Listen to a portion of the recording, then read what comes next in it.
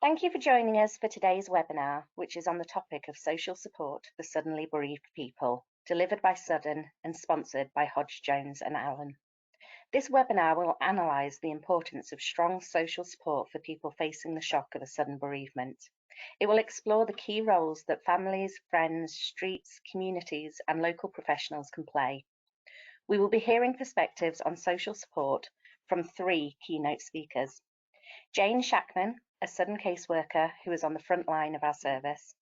Susie Phillips from the charity Winston's Wish, which supports children and young people after the death of a parent or sibling.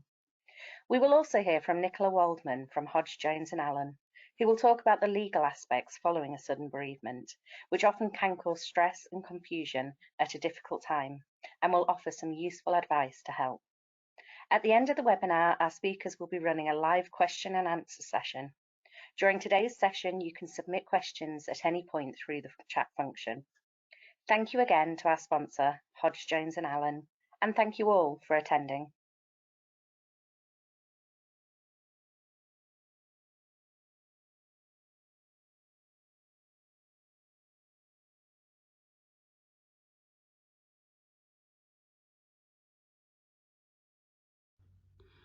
My name is Letitia Williams and I'm head of the personal injury team at Hodge Jones and Allen.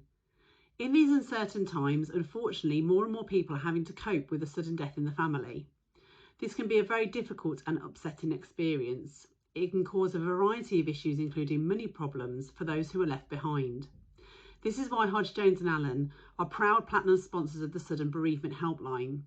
So if you have been bereaved by any kind of sudden death, help is at hand in the form of skilled and dedicated sudden caseworkers to help you every step of the way. Now, one of the ways they can help is by putting you in touch with a legal support service to help sort out the finances, including finding the right paperwork, administering the estate, and obtaining grants of probate. We can also support you through a HSE investigation or inquest. Now, in my experience, having a specialist lawyer or law firm such as HJA that you trust and who can deal with all of your financial and civil aspects of a sudden death makes the process far easier for you and your family.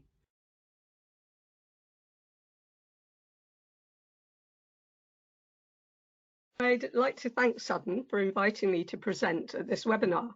I've worked as a social worker for many years in the UK and overseas with survivors of terrorism, war, violence and complex bereavements. I've been an associate caseworker for Sudden for several months, and it's been a real privilege to do the work. I work with clients for 6 to 8 sessions over the phone or by Zoom, generally within the first few weeks of their bereavement. The theme for this webinar is bereavement and social support, which is something I feel very strongly about because it's so important for people who've been suddenly and traumatically bereaved, and that's been a lot of us recently.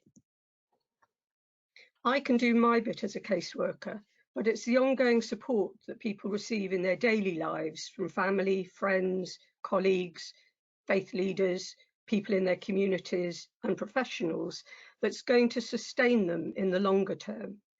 So I'd like to share some ideas of what I've done and suggested with clients that you may be able to use too.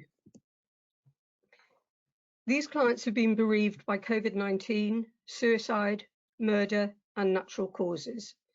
Each death has been sudden and shocking. Each is totally unique, and so is each person's way of grieving and getting through those really hard early days. My focus is always on building on people's own resilience, strengths and resourcefulness, and social support is one of the key factors in people being resilient. There's masses out there on the internet that can help with ideas, so it's easy for all of us to get better informed ourselves about the impact of bereavement and loss and about ways to support others. So here are some of the resources and coping strategies that clients have found helpful in managing after their bereavements. I worked with one 18-year-old girl whose boyfriend died suddenly and violently by suicide. She really didn't like talking to me, but she did like reading, so I sent her a hard copy of the booklet, Help is at Hand. Although this is written for people bereaved by suicide, I've used it with other bereavements too, as it's got masses of very clear, well-written information about people's possible reactions, medical, legal and practical things that might be happening, advice for anyone involved with a person who's been bereaved, and a section called Getting Through and Facing the Future. We then talked about it afterwards, and she told me the bits that she'd liked and found helpful, and that was particularly other people's personal accounts, and also confirmation that what she was feeling and going through was completely normal and to be expected. She then admitted she enjoyed writing and was good at drawing, so she decided to do an illustrated journal. People can make their own or buy one, and this is an example of one that has lots of suggested activities. With this client and other young people who also didn't want to talk to me directly about their experiences or feelings, I've also used some really good websites with information, films, links, which they liked looking at, and they found it particularly comforting to hear from other young people. So these ideas could be useful for people with kids or professionals who work with children and young people. So this one is from Young Minds, and it's got a really, really nice video of young people talking. This is something else that I showed this young client I was working with. And this was Ella, who did a drawing every day to remain positive and inspire her to stay creative at such a hard time after her brother took his own life. I adapted some other ideas from the Young Minds website, which I've also used with adults, because not everyone, young people or adults, wants to talk about their feelings or what happened, maybe because of family or cultural background. So these were some ideas: writing a letter to the person. That can be particularly useful when people haven't been able to say goodbye. Write a letter to someone who's supporting you. Keep a diary or journal. Express yourself through paintings, pictures, song, poem, or creating a memory box full of pictures, items. This is another good website, and this is the Good Grief Trust, and another very useful video for young people. I'm sure you all recognise this symbol. I've had several clients whose loved ones died from COVID-19, which raised some particular issues we've all become horribly familiar with. For example, not being able to see loved ones at all in hospital and not being able to say goodbye. One young woman didn't realise she had COVID and inadvertently infected her mother, who died very quickly afterwards. People are left with so many what if and if only questions. And even though they know there are no answers, they can't find the answers, they are still trying to process what happened. Later on, it may be a case of finding other ways to say goodbye and find alternative ways of creating memorials, as gathering together with loved ones is still very difficult. One client was going to write a letter to his mother and throw it into the sea where they used to go on holiday. Another is using a beautiful trinket box that belonged to his mum to create a memory box, and he's getting it especially engraved. There are lots of ideas of how people can create memory boxes. Others might want to plant a tree in memory of a loved one, and some who are lucky enough to have a garden want to plant something, and roses seem to be popular. Sudden has other ideas, and it's great that they've been able to fund some therapeutic resources like Name a Star in memory of a loved one, or Memory Bears, where an organisation produces small bears from a loved one's clothing. In addition, COVID-19 bereavements, and in fact all bereavements during lockdown, have meant people are also dealing with isolation and loneliness.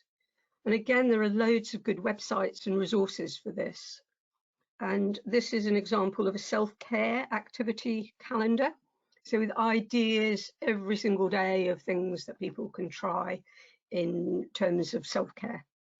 Lots of other calendars and lots of other booklets and websites for coping strategies and self-care. One client found comfort and relief in creating her imaginary special place, an idea I borrowed from a psychologist colleague. So that's to help create, imagine a place in your mind where you can escape to. It can be real or imaginary, but it's somewhere you feel safe, and thinking about the place can help a person feel calm and relaxed. If somebody can't think of a special place, use the photo below or any photo that they want to use. Other clients have used exercise, meditation, yoga, joining a choir, and volunteering. Some use apps like Headspace and Calm, and the BBC have a new app called Headroom. A current client who has difficulty sleeping and sees images of her husband just before he died listens to stories on podcasts, and the one she's listening to is called Nothing Much Happens, and her adult son listens to dreary non-fiction books called Boring Books for Bedtime. And surprisingly, both are now sleeping a bit better. One client's husband died suddenly right in front of her and their 14-year-old daughter. For 2 years previously, the daughter had been nagging them for a puppy, and after a few weeks of extreme shock and distress, her mum decided the time was right to get one. It made a massive difference to them both, as they started to find joy in their lives again. Sometimes they thought would be quite impossible at the start. And for those who can't afford or don't have the space for a dog, another idea was to sponsor a puppy through Guide Dogs for the Blind, and that's this website, as a lasting legacy to the person who died. Sudden also found us this website called Borrow My Doggy, where you can take someone else's dog for a walk, an idea that delighted one of my clients for whom nothing else had helped. Connecting with others who experienced a similar bereavement has been very important to a number of my clients, and there are many support groups currently online for every different type of bereavement. And these are, for example, for those bereaved through COVID-19, but there are lots and lots of others. And there's a lot of information, useful websites that can give family, friends, and bereaved people themselves ideas, information. And these are just a few of them. So there's Sudden, there's Cruise, there's Good Grief, there's At a Loss. And there's also really good podcasts for young people from something called the Grief Gang. One nice touch from Sudden was sending current or past clients a box of chocolate brownies at Christmas, which was appreciated. They also gave us flower cards to send to clients when we end contact. These things are just small touches that seem to mean a lot to people who are so desperately missing loved ones. People often ask me what skills I use. The first, even though it sounds almost too obvious to say, is listening. I can take as much time to listen as the client needs, and I'm led by what they want to talk about. Often people just want to talk and to be listened to, and initially don't want anything else. They don't want solutions or suggestions. They just want to talk about what happened, or what they're thinking, or feeling, or struggling with. I like the saying that we've been given 2 ears and 1 mouth so we can listen better. Sometimes clients say to me they'd like to talk to family and friends more, but they can't or don't, because sometimes people don't know what to say or want them to feel better, or think that talking about the person who died will be too upsetting for both parties. One young woman said to me, How can I explain to my partner why I feel so irritated and low all the time? He always wants to fix the problem and find a solution, but I just want him to listen to me and accept me for how I am at the moment. Other things, I always aim to strengthen and build on people's own resilience and resourcefulness. People often do have their own ideas about what might help them through the anguish of the early days and weeks of their bereavement, if we only take the time to help them discover what these are. I need to acknowledge and respect their thoughts and feelings, whatever they are. People often wish they'd said or done something differently before their loved one died, or deeply regret something they said. And it's no good me just saying, it's not your fault, because they want to talk about it. Sometimes our conversations will remind them of something good they did say. One person had completely forgotten that she told her mum, who was in hospital, on a video call, which sadly turned out to be their last, that she loved her. And it gave her some comfort to remember that. I'm led by the client in what we talk about. Often they're shocked or frightened by their reactions and worried they will never feel differently. So I can give them information about how normal and common their reactions are. And I can explain the impact a traumatic death can have. And this can be very reassuring and comforting for people. I give clients as much choice and control as possible, as they've usually been deprived of both by a sudden and traumatic death. So anything I can do to help them feel and get back in control can be helpful. Even something simple like how often and for how long they want to talk with me. And for example, one person only wanted 15 minutes at a time, otherwise it felt too overwhelming. If people do want to talk, and not all do, family, friends, professionals can find out what do they want to talk about. Do they want to learn more about the impact of trauma so they can understand their reactions better and be able to explain to loved ones why they're feeling angry or guilty? Or do they want to find personal coping strategies or find others to talk to who've been bereaved in a similar way? I can give both emotional and practical support, depending what's wanted, and I can help people identify the all-important follow-on support. And this can be from a wide range of personal or professional contacts, websites, ideas that people have. There's a lot of support available. Less face-to-face at the moment, but there's a lot of online support groups, and they're sometimes peer-led or professional-led. I always try and give options so clients can decide what feels best for them. If you're a friend or a colleague, you're lucky. You can offer to go out for a walk or out for a coffee when we're allowed to do that again. Often people just want to feel that they've got someone alongside as they struggle through. This isn't something I can do for clients, but something that people frequently do for themselves. Maybe not in the early months following a bereavement, but gradually.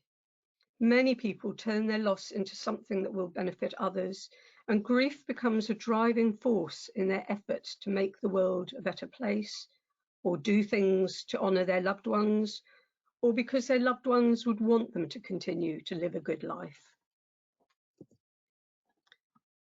I care about the people I'm supporting, and sometimes when a client is just feeling totally lost and bereft and overwhelmed and has no hope for the future, just being human, being kind and compassionate is the most meaningful thing I can do. I hope that's been useful and given you a few reminders and ideas of how you too can provide some good support to those you care about or work with who've been recently and suddenly bereaved. It really will make a difference.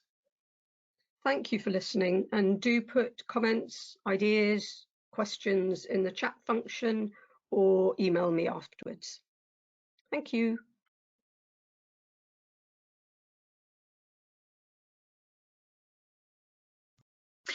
Hi everyone, thanks so much for joining us today. My name is Susie Phillips. I'm from Winston's Wish, a child bereavement charity, and I'm here to talk to you about supporting bereaved children and young people following a sudden death.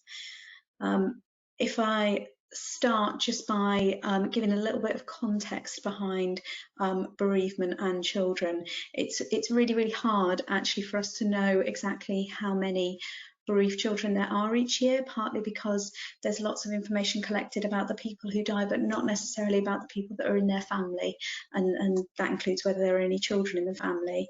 But what we do know is that every 22 minutes a child's parent dies. Obviously that's not taken into account other causes of death or other deaths from siblings or grandparents, friends, somebody close to them at school or in their wider community. So there's obviously a lot more children experiencing a significant bereavement. We do know that there are 41,000 newly bereaved children each year.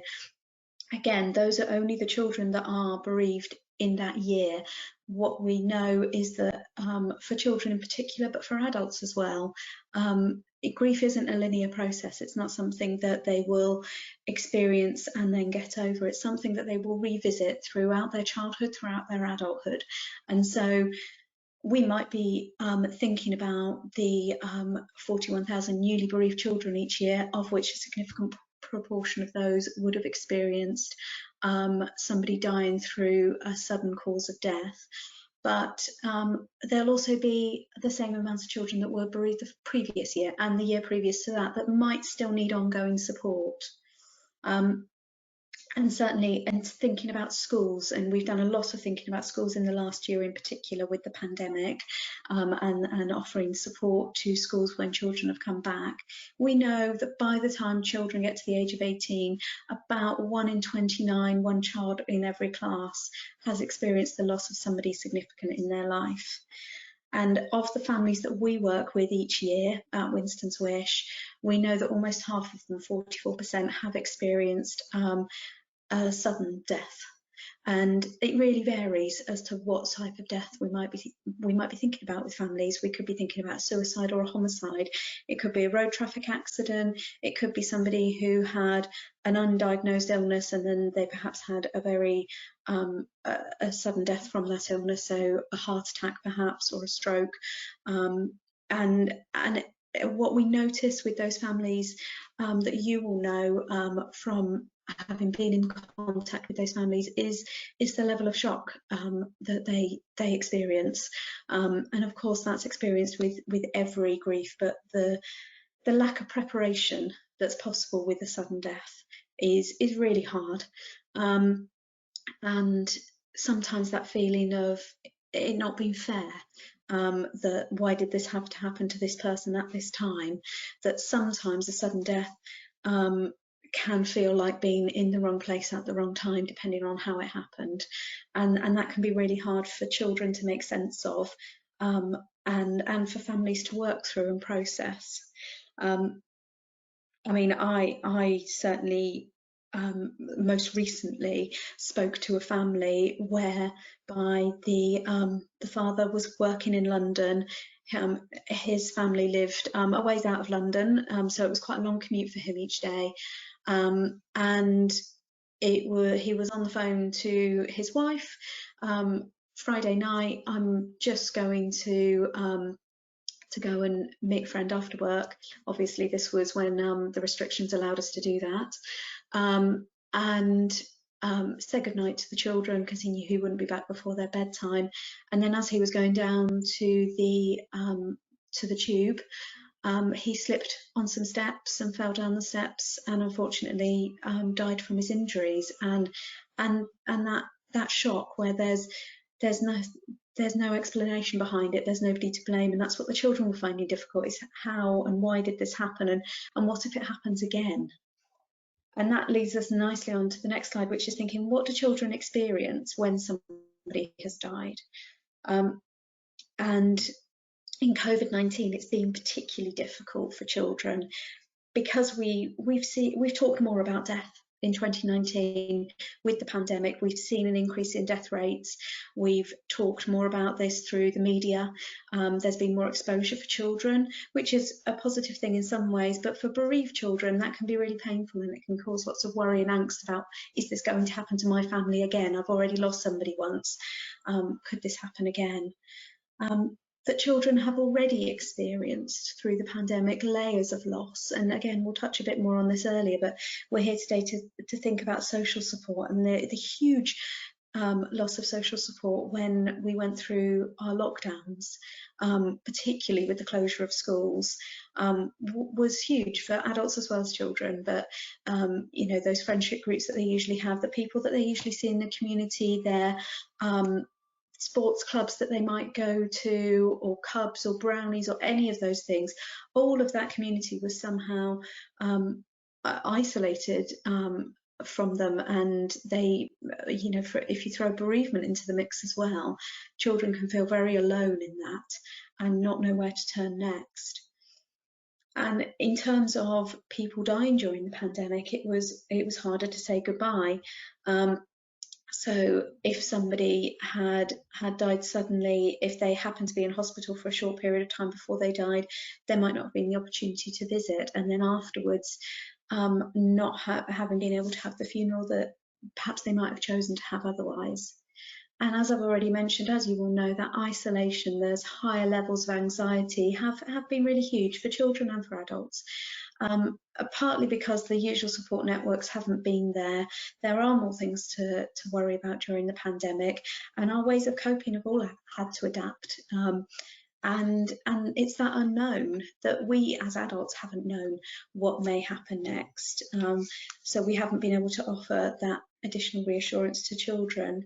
And for children who have experienced a bereavement already, they know what it's like to have somebody die, and therefore their feelings can be very raw and they can be very worried, particularly about whether that might happen again. I've highlighted anxiety, as I've already mentioned, on top of the anxiety that children may experience in terms of worrying about whether others might die.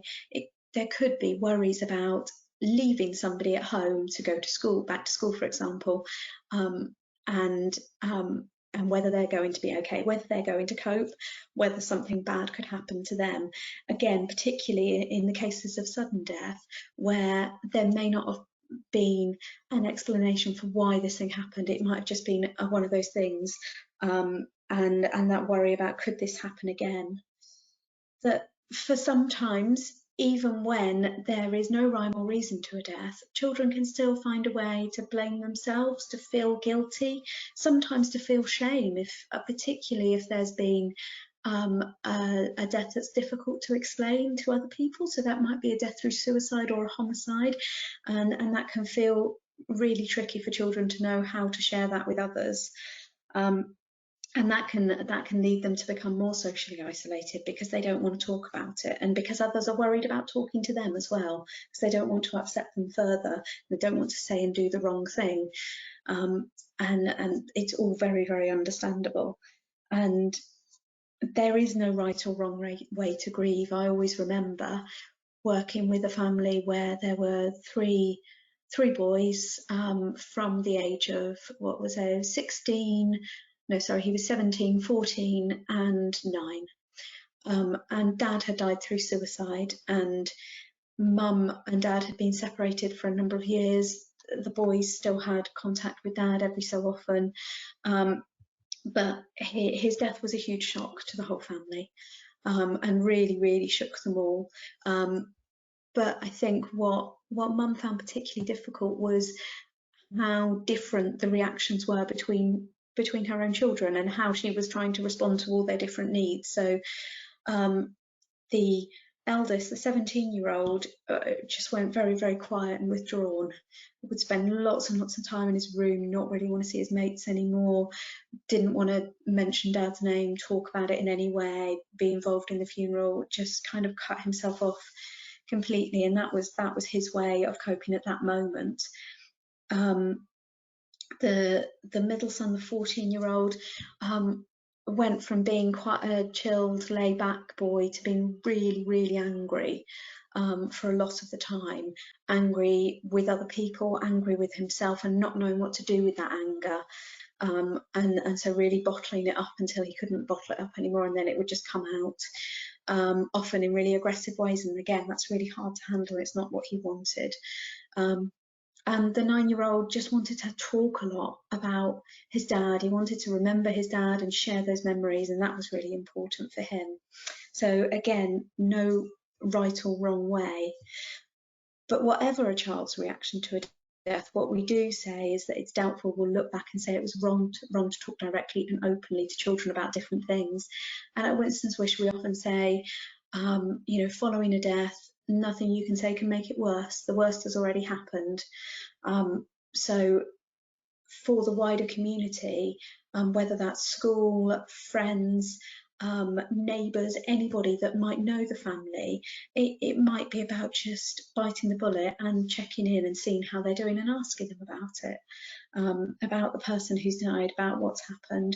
And worst case scenario is that the family don't want to talk about it at that moment in time, but 9 times out of 10 they do appreciate the opportunity to talk if they want to.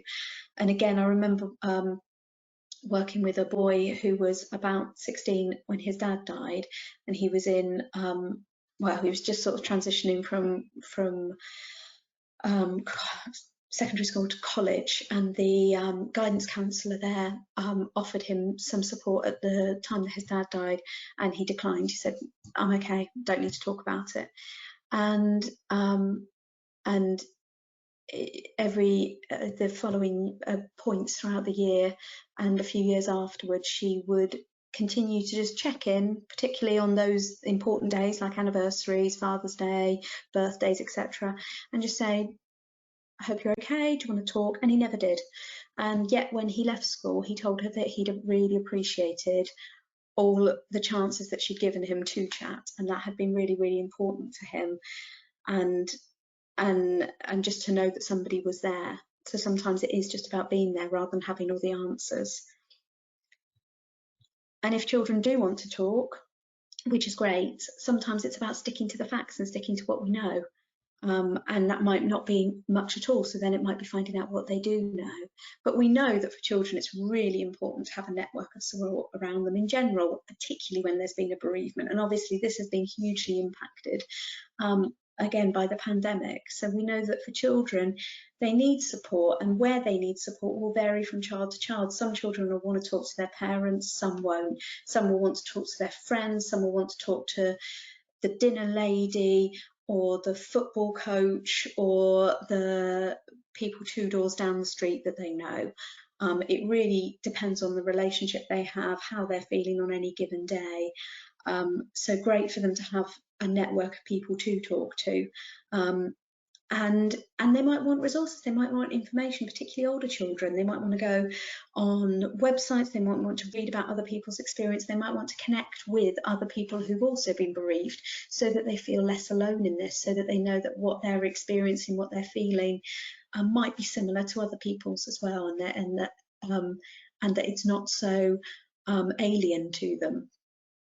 And you know, parents are really important in this. We know that if parents are doing okay, the child is more likely to do okay, but the parent themselves, depending on who's died, could be grieving, and that's really hard when you're grieving to support a grieving child as well.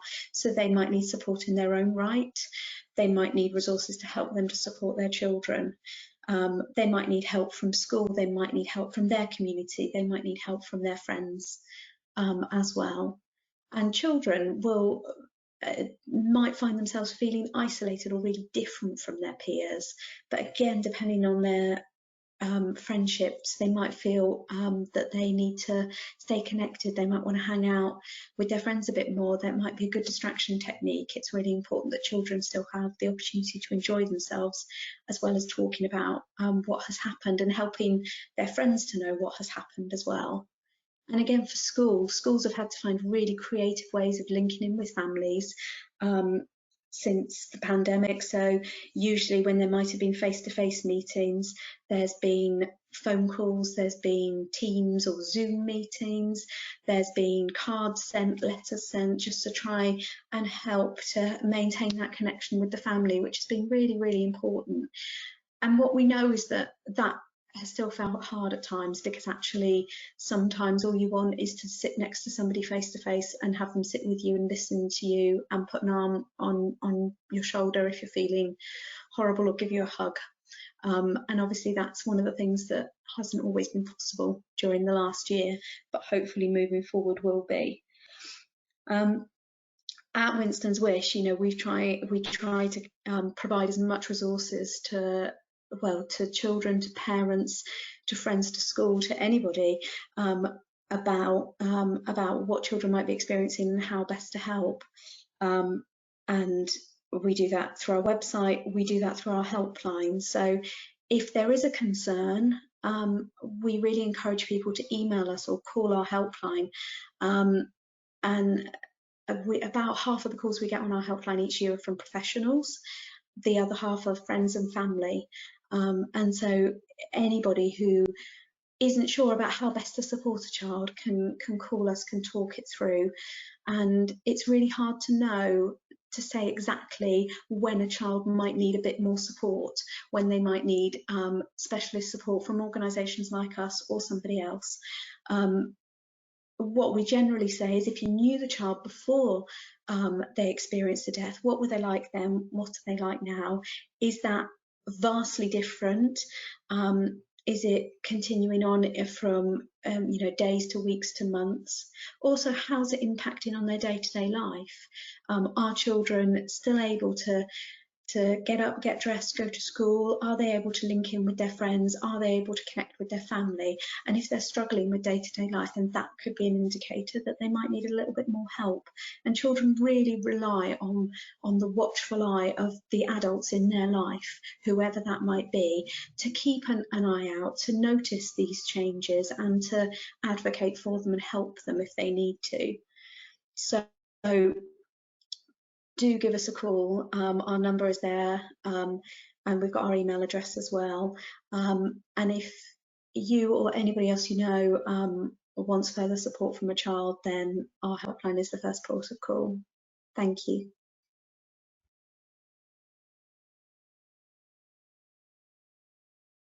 Hello everyone, I'm Nicola and it's good to be talking to you today. I'm going to talk to you about some of the immediate and practical steps you may want to discuss with people who have just been bereaved or may be asked about by those who are trying to cope with the loss of a loved one. I will also mention some of the things that need to be done in the aftermath of a death, which are not necessarily urgent but do need to be addressed. I've been doing this sort of work for about 30 years now. My experience is that after the initial shock of losing someone, many people find it quite helpful to be able to focus on the legal and practical steps while they're processing the emotional impact of their loss. But they do often need and want guidance on what are the priorities and how to go about dealing with them. There are 3 important first steps that need to be taken as soon as possible. The first 2 are legal requirements, and the third is more of a practical step.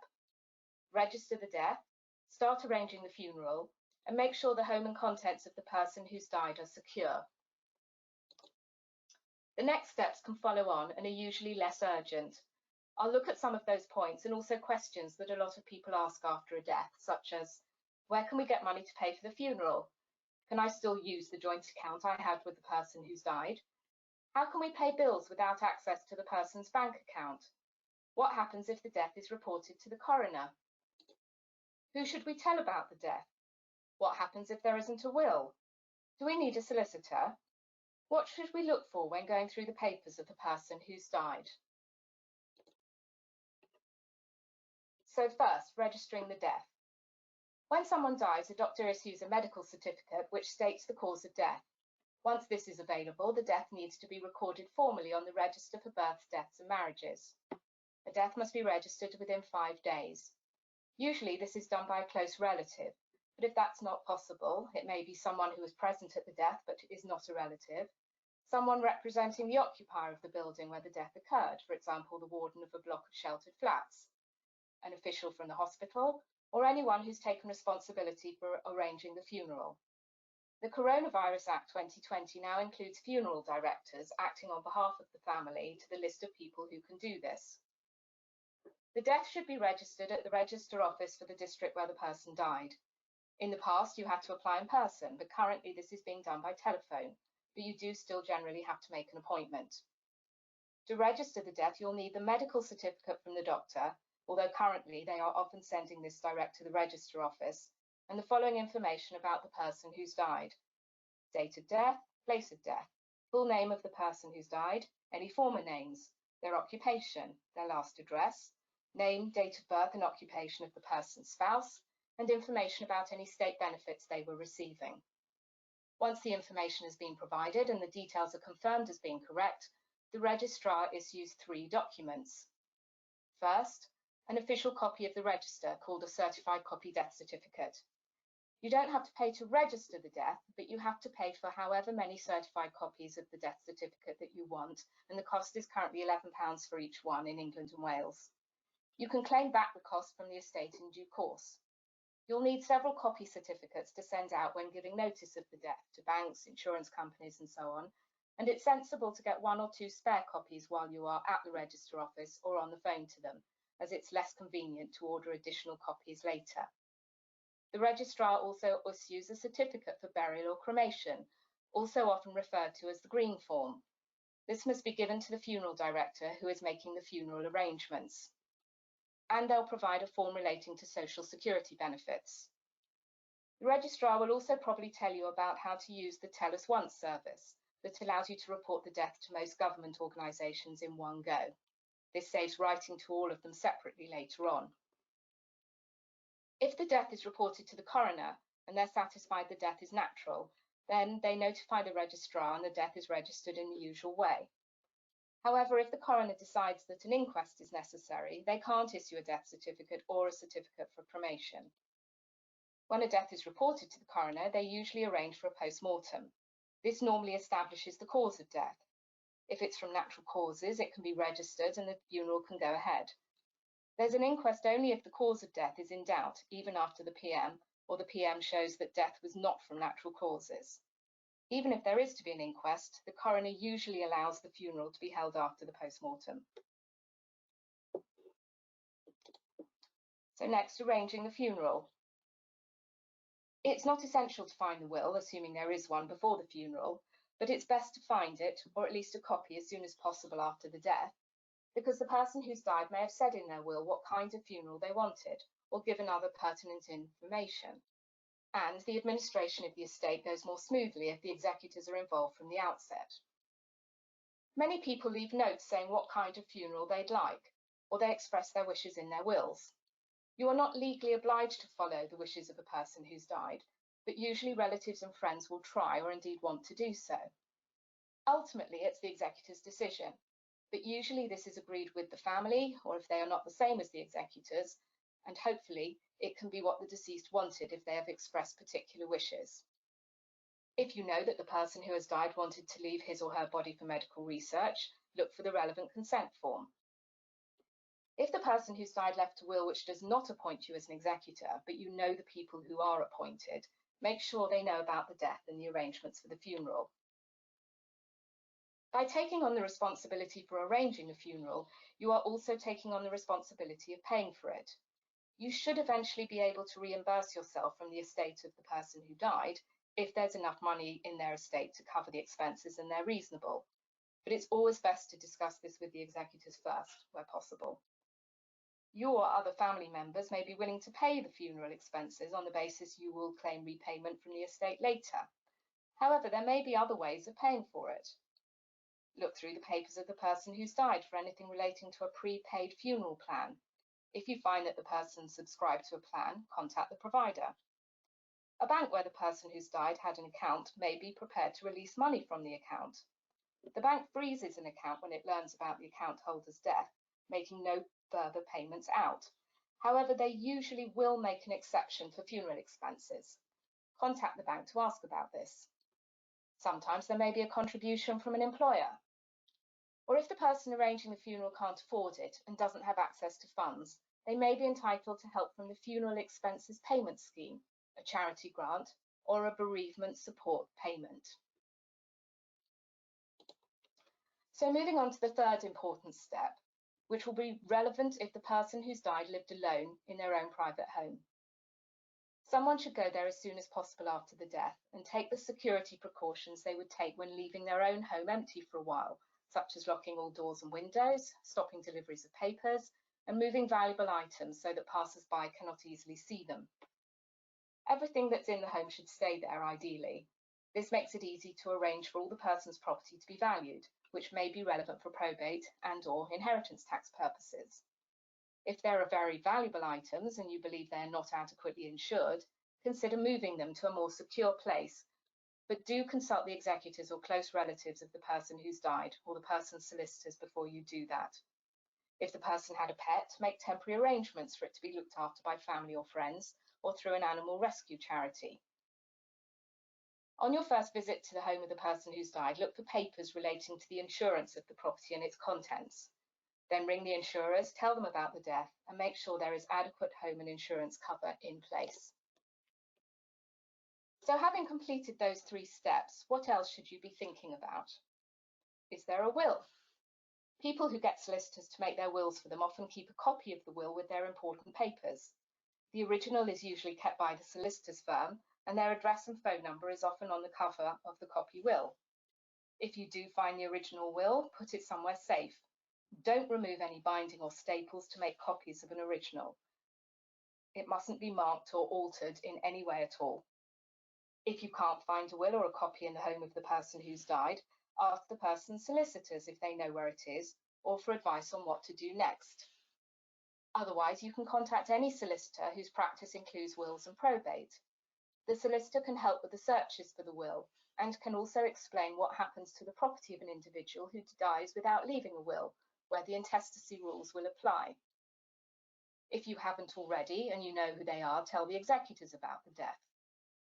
If there is a will, the executors appointed don't necessarily need a solicitor to help them deal with the estate, but even with the most simple cases, it's always best to get advice. If the executors decide to take legal advice, but they have not contacted the solicitor before the funeral, they should do so soon afterwards and arrange a meeting. Next, you'll need to think about which organisations need to be notified.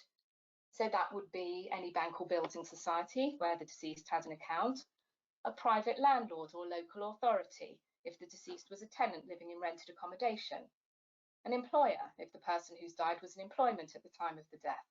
There may be salary due to the estate and lump sums from a pension scheme or a death in service benefit, which can often be paid out very soon after death without the need to wait for probate. Utility companies and other service providers, again if the person who died had a private home. If the suppliers addressed their bills to the person who's died, tell them about the death and, where appropriate, arrange for them to take meter readings as close to the death as possible. If someone else is going to go on living in the property, contact the supplier to arrange for the account to be transferred into that person's name, if they want to go on receiving the service. Direct debits from a bank or building society account of a person who's died, including direct debits to utility suppliers, are cancelled when the bank or building society hears about the death. However, you may want some supplies to continue, for example, gas or electricity, and it may even be an insurance requirement. Often the supplier will be prepared to continue the supply on the basis that they will be paid all outstanding sums when the estate is in funds, i.e. when the executors have access to the estate's money. Royal Mail, if the person who's died was living alone in a private home, to arrange for post to be redirected. Redirecting to one of the personal representatives is best, since the post is likely to include information about the person's assets and deaths. If you had a joint bank or building society account with the person who's died, then from the date of death, you automatically own the money in the account. The account is not frozen after the death, and you don't need a grant of probate or any authority from the personal representatives to access it. You obviously need to tell the bank about the death of the other account holder, and they'll want to see a death certificate. Bank accounts and other assets in the sole name of the person who's died are usually frozen from the death until the personal representatives obtain a grant of probate or letters of administration. If the person who's died paid household bills, then the other members of the household may be worried about how to manage between the death and the grant. There are various ways of dealing with this problem. For example, if a member of the household had a joint account with the person who's died, that account can be used to pay bills. It may be possible to borrow from a family member. If the person who's died had life insurance or was a member of a pension scheme, a lump sum may be available soon after the death, once they've seen the death certificate. Whether or not the personal representatives choose to have solicitors helping them with the process, their first task is to assemble as much information as possible relating to the person's assets and debts. The personal representatives may ask for help from close family and friends of the person who's died to put together that information. Bear in mind that if the person who's died had a computer, they may have kept records in electronic form and received bank statements and bills through the internet. The personal representatives will need papers containing up-to-date information about the following to enable them or their solicitors to start on the administration of the estate. So that would be Bank and Building Society accounts of the person who's died, insurance policies, property deeds, share certificates, dividend vouchers, or any other papers relating to shareholdings, statements relating to savings and investments, valuations, for example, of jewellery or furniture, credit card statements, personal loan agreements, hire purchase agreements, details of mortgages, recent tax returns, PAYE, P60 and recent payslips, and unpaid invoices. If the personal representatives arrange to meet the solicitors, it will be helpful to be able to take any available papers and documents to that meeting. So this was a whirlwind tour of the early legal and practical steps that need to be dealt with following a death. This is a lot for anyone to process, let alone someone going through a sudden bereavement. I hope that some of the points I have highlighted will help you to help one of those people. Thank you for listening.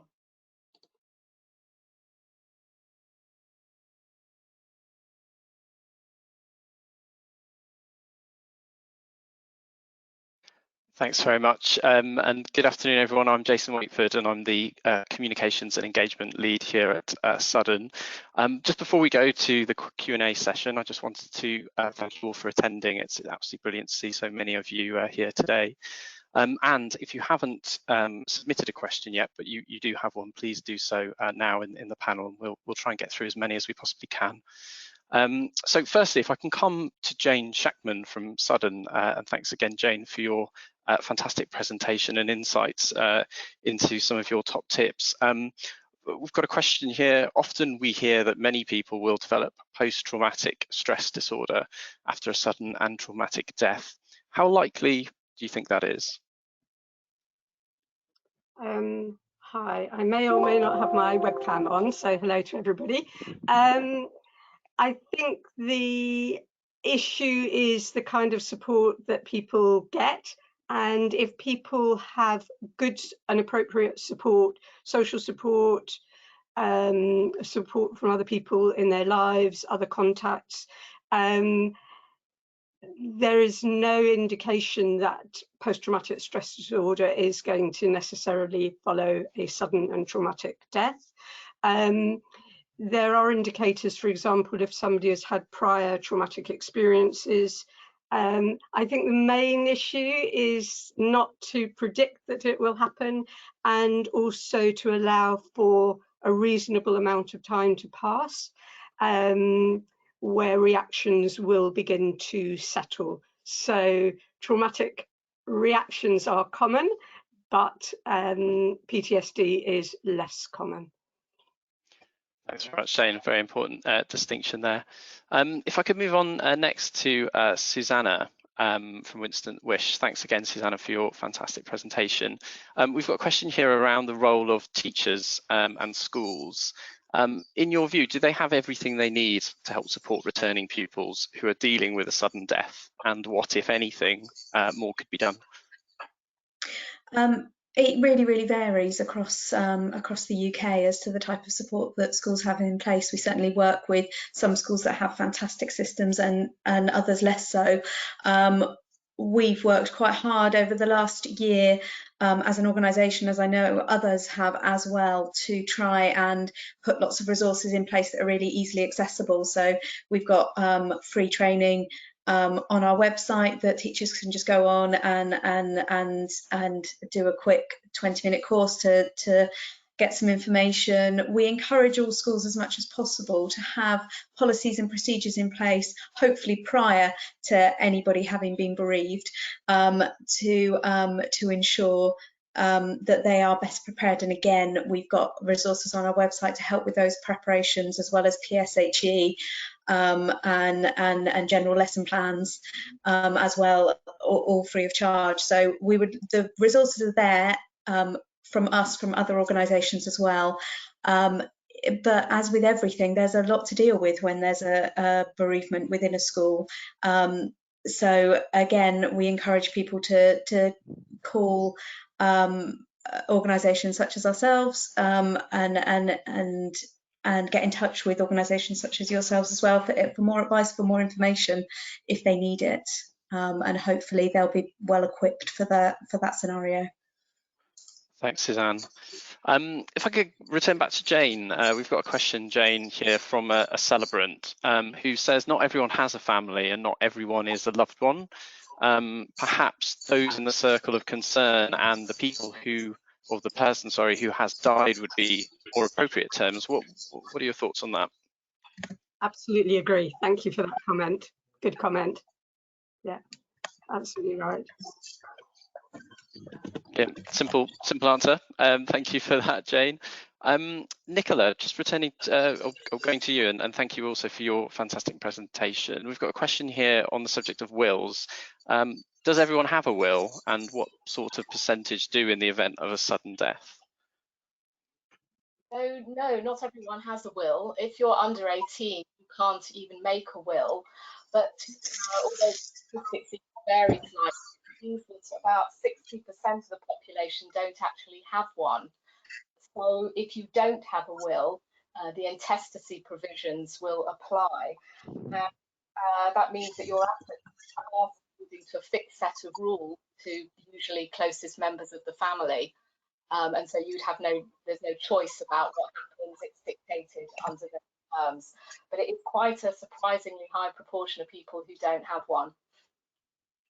Thanks, Nicola. And leading on from that, another question: if the person who has died was a joint homeowner, will the estate automatically go directly to the other person who owns the property, for example? So it may do. There's two ways of owning the property. So you can either own it joint, it's called as joint tenant. The husbands and wives would own in that way. And if you do, then on the death of one, it automatically goes to the other. But if you own as what's called tenants in common, it's still a form of joint ownership. But your share will pass under the terms of your own will or intestacy. So sometimes friends who buy a property together might buy it jointly, but only in that way. If one of them dies, it won't pass necessarily to the other one. It'll pass under the one who's died's will, or if they don't have a will. Right, thank you for that, Nicola. So just in the final sort of couple of minutes, I think we've got two more questions that I'll go to. So firstly, if I could return to Suzanne.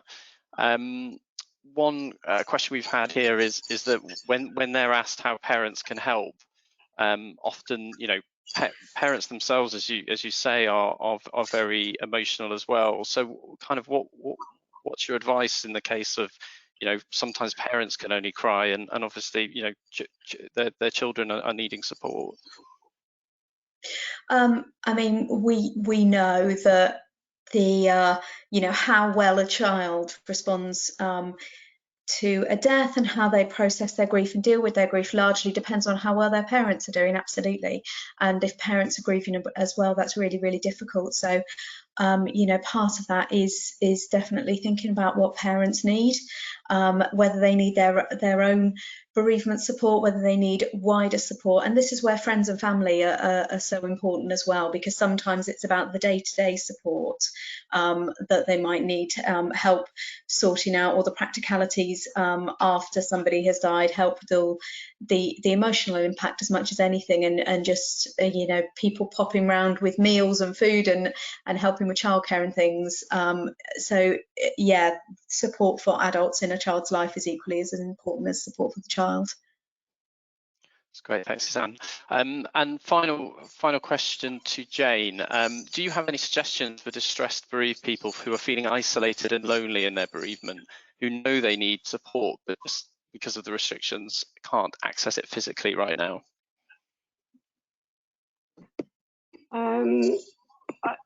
I think it is very difficult for people. There's somebody started a website where they have they produce notices that you can stick on park benches, because we can sit on park benches apparently now. And there's a little poster they produced, which is sit and have a chat.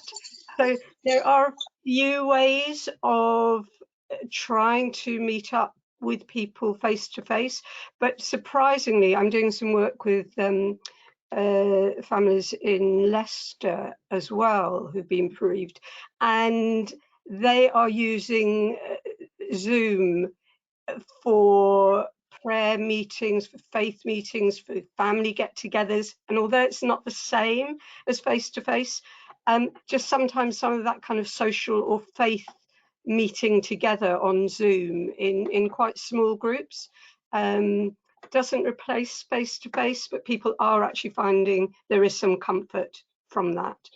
So I'd, you know, encourage people to try that. Yeah, great advice. Thank you very much, Jane. So we've run slightly over, so I think we'll have to wrap it up there. So just before I go, I'd like to thank our speakers once again. So Jane Shackman from Sudden, Suzanne Phillips from Winston Wish, and Nicola Aldman from Hodge Jones and Allen, and also thanks to Hodge Jones and Allens for their sponsorship of the Sudden service. We really hope you enjoyed this webinar and found it useful. A few people have asked about a recording, and yes, we will be putting this recording online in the coming days, so please keep an eye on our website, which is sudden.org. Please do visit the website for more information, and also, if you're not already, to sign up to our mailing list so you can keep in touch and also to hear details about our next webinar. But for now, thank you very much for joining us, and I hope to see you all very soon. Thank you very much, and take care.